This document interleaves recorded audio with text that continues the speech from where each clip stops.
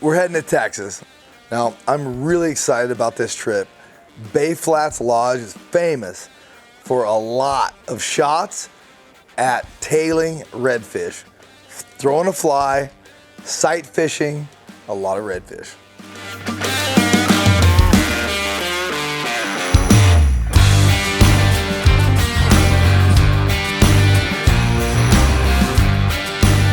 Down here on the Gulf Coast, Texas, Bay Flats Lodge, just getting started for the day.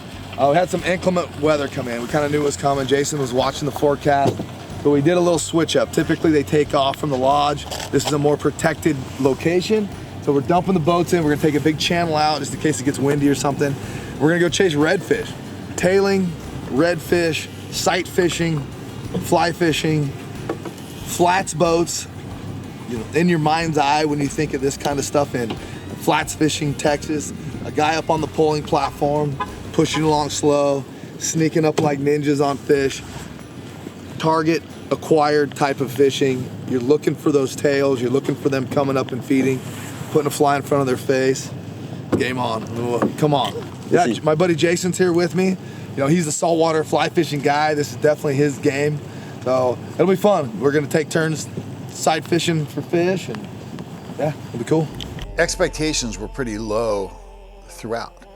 We knew we had winds, we knew we had rain, we knew we had cloud cover. So when it comes to sight fishing, which by definition is shallow water fishing, it probably wasn't going to be good. Today we're just gonna kind of go to some areas out of the wind. It's still gonna be raining, and we're just gonna do the same thing. We're just gonna hunt fish, try to make good casts when we got them, and stick a few reds.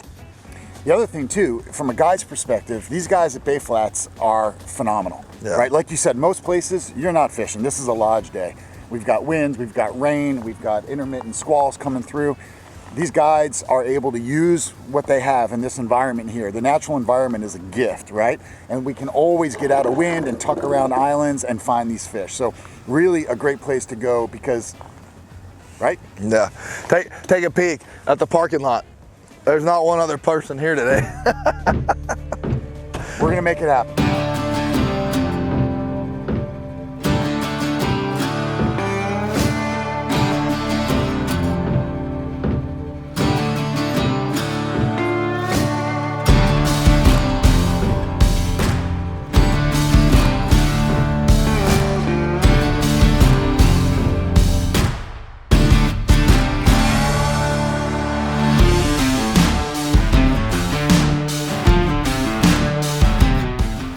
Dropping in here, gonna pull this whole shoreline down.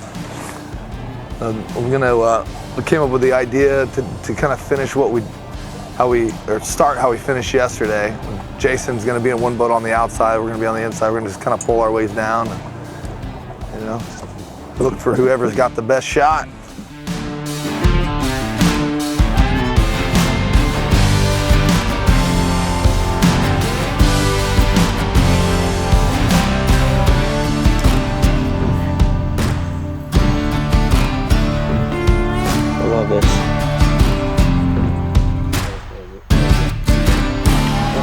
Right behind you.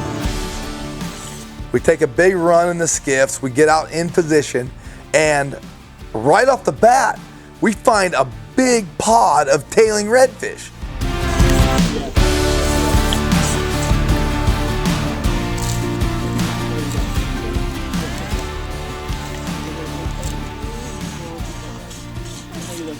You got one, they're still closer in. Yes. Atta baby.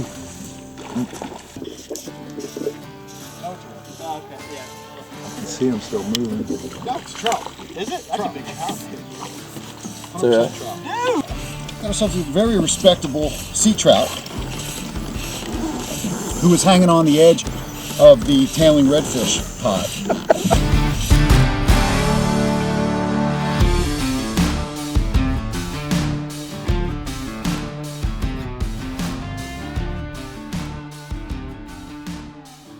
As we just got started this morning, we pulled in there. Brandon saw a pot of fish starting to form. We just kind of took both boats, pulled right into them, Jason made a perfect cast right in the middle of a bunch of redfish, stuck them, boom, and it was a speckled trout. So the beauty of fishing for redfish is in the spotting them, and especially when we can see them tailing, so their tails are out of the water or their backs out of the water, and then making the casts. Because the reality of it is good casts catch fish. And so if you can be in that 40, 60 plus foot range, you're gonna catch more fish. These fish show themselves. A good cast right into a pot of redfish. As we're working our way up, Sean spots a group of tailing redfish right up in the salt grass. Exactly what you think about when you think about tailing redfish.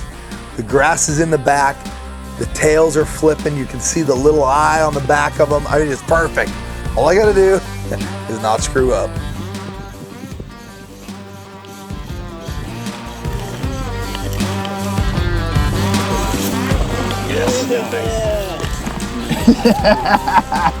They're not watching me down.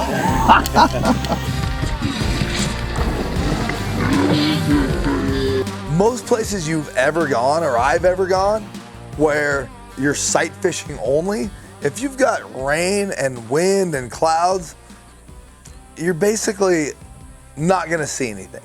But here, there's so many fish, there's so many redfish up on these flats, you find enough that are tailing that you get another 15 or 20 shots just at tailing redfish. I mean, think about that, that's crazy.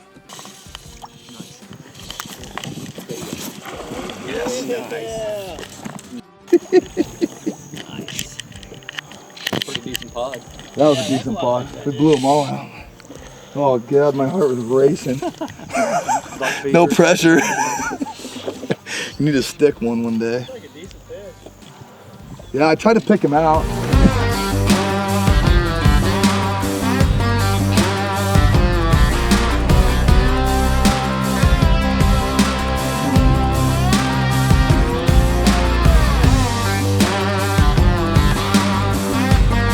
I end up making a cast. It goes right in the sweet spot. And remember, don't trout set. Don't do it. Strip set. The fish is there. Lift it up. I got a redfish.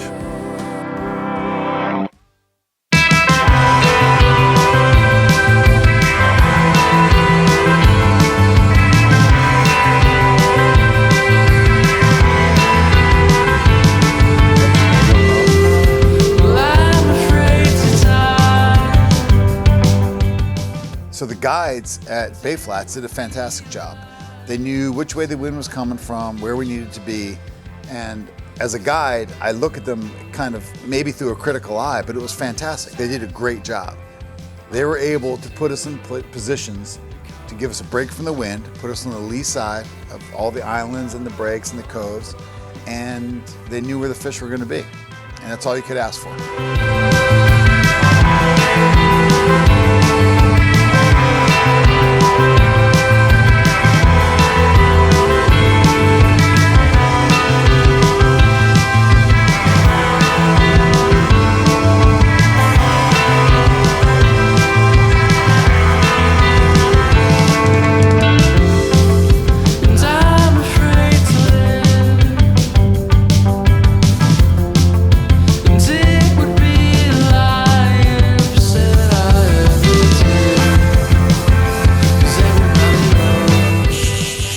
Day's good. We have this weather break, which is making it super fun, glassy conditions, and we're seeing tons of fish tailing and pushing.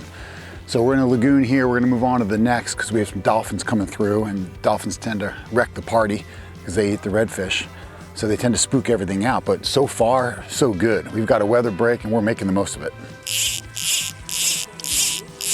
Depending on your visibility, you know, if it's like it is today where the winds are low, I'm scanning as far as I can see, you know, from basically from the front of the boat to as far as I can see, looking for some kind of disturbance. And like when you saw those tails like earlier in Welders, it's usually circular and it's usually like a flat kind of disturbance on the water.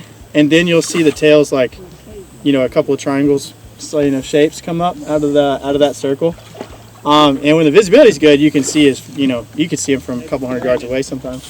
So I was telling Jason, like, sometimes when it's really calm like this, I'll just get in the middle of the lake and just stop and look. When the sun's out, a lot of times they'll reflect back at you like a CD, like if somebody was shining a CD at you, like as a signal.